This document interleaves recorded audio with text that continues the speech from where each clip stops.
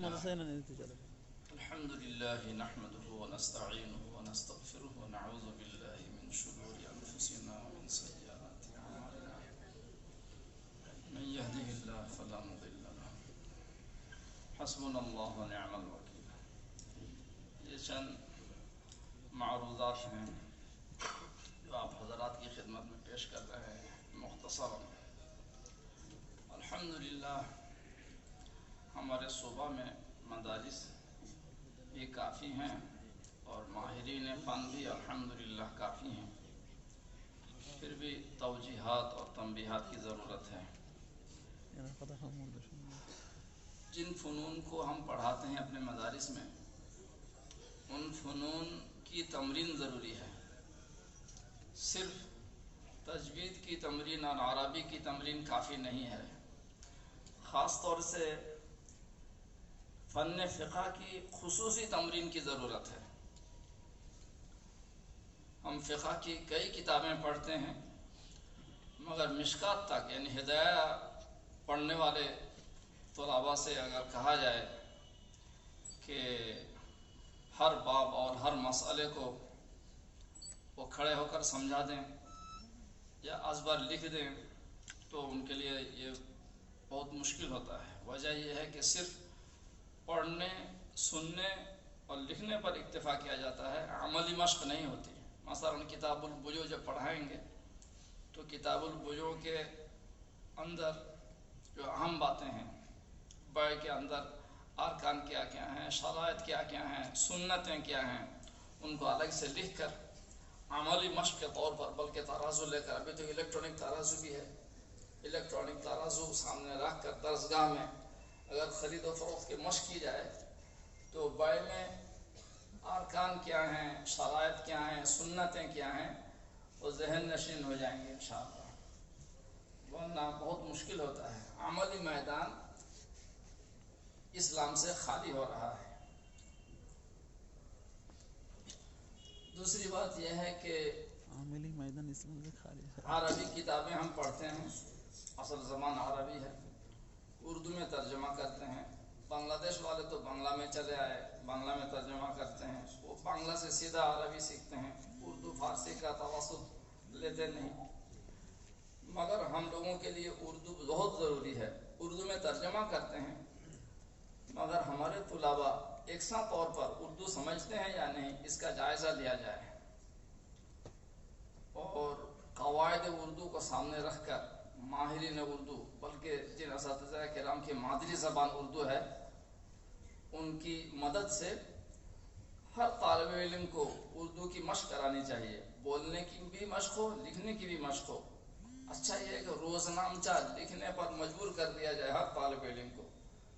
روزنامچہ لکھیں اردو میں، 1 صفحہ روزانہ اگر 1 صفحہ اردو لکھیں تو انشاءاللہ اردو درست ہو ہی جائے گی. اور وقتاً فوقتاً چند منٹ اردو بولنے کا پروگرام بنایا جائے درسگاہ سے باہر. درسگاہ میں تو وقت بہت تنگ ہو گیا ہے. عربی کی بھی، عربی میں روزنامچہ لکھنے کا نظم بنایا جائے مدارس میں. یہ بہت آسان ہے. الحمدللہ میں جہاں رہتا ہوں اور جب میرے ذمے نحو، صرف یا ادب کی کوئی کتاب متعلق ہو جاتی ہے تو روزنامچہ لکھنے پر میں ہر طالب علم کو مجبور کرتا ہوں اور وہ لکھتے بھی ہیں.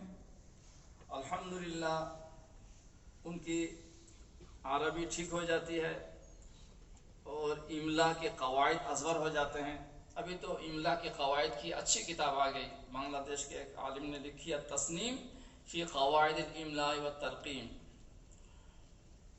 اس کتاب کی روشنی میں اگر ہر طالب علم عربی میں مضمون لکھیں تو مضمون ہر جگہ چلے گا انشاءاللہ، اخباروں میں شائع ہوگا. میں ابتدائی عمر میں جب عربی میں مضمون بھیجتا تھا کسی جگہ پر تو وہ مضمون مقبول نہیں ہوتا تھا، لیتے بھی نہیں تھے. وجہ دریافت کی تو حضرت مولانا علامہ معصومی صاحب رحمۃ اللہ علیہ نے مجھ سے فرمایا، تمہاری زبان اچھی ہے، الفاظ اچھے ہیں، مگر تم کو املا کے فن میں مہارت نہیں ہے. پھر الحمدللہ میں نے کوشش کی، تلاش کی تو اچھی کتاب مل گئی بنگلہ دیش کی، التصنیم فی قواعد الاملاء التصنیف فی قواعد الاملاء والترقیم، یہ املا کے سلسلے میں جامع کتاب ہے۔ میں نے ایک چھوٹا سا رسالہ لکھا ہے، الخط العربی الحدیث۔ مدارس میں ہم کہتے ہیں قرآن حدیث کی تعلیم دیتے ہیں، الحمدللہ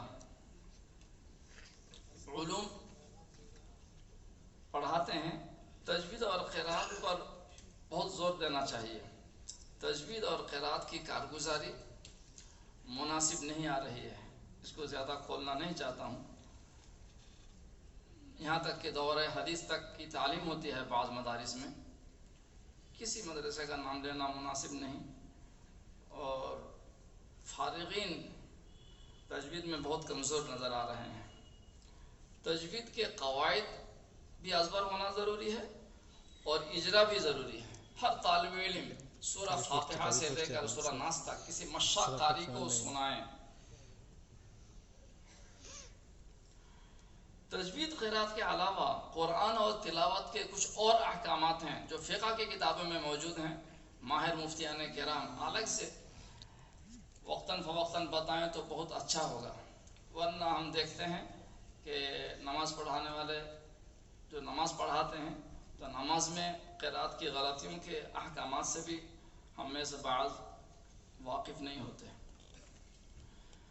بعض مدارس کے ارباب سبا قاریوں کو بلایا ہے، تو اب سبا قاری وہ خود قرات سبا عشرہ پڑھ چکے ہیں، وہ یہاں پر سبا قرات جاری کرنا چاہتے ہیں، مگر میری درخواست یہ ہے کہ ساتوں قراتیں پڑھنا مناسب ہے، مگر پھر دوسرے فنون میں کمزوری آ جائے گی۔ اس لیے میری رائے یہ ہے صرف قرات حفظ کے ساتھ امام نافع مدنی کی قرات پڑھی جائے، پڑھائی جائے، اس سے آگے بڑھنے کی ضرورت زیادہ نہیں ہے، اس لیے کہ دنیا میں ابھی صرف 3 قراتیں زندہ ہیں، قرات حفظ، قرات ورش، یہ دونوں زیادہ۔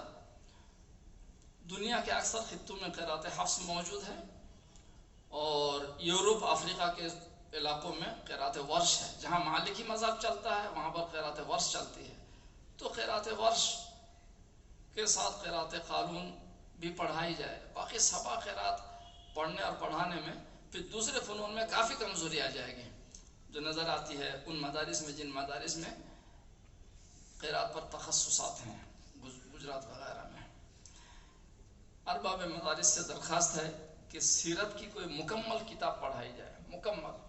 اگر کتاب نہ ہو تو مدرسے کے ماہرین اساتذہ کرام سے درخواست کی جائے کہ وہ البدایہ والنہایہ، طبقات ابن سعد کا مطالعہ کر کے رسول اللہ صلی اللہ علیہ وسلم کی سوانح عمر، یعنی ان کی سیرت طیبہ اور خلفائے راشدین کے زمانے تک کے حالات کو قلم بند کر کے طلبہ کو ذرا آشنا کرائیں۔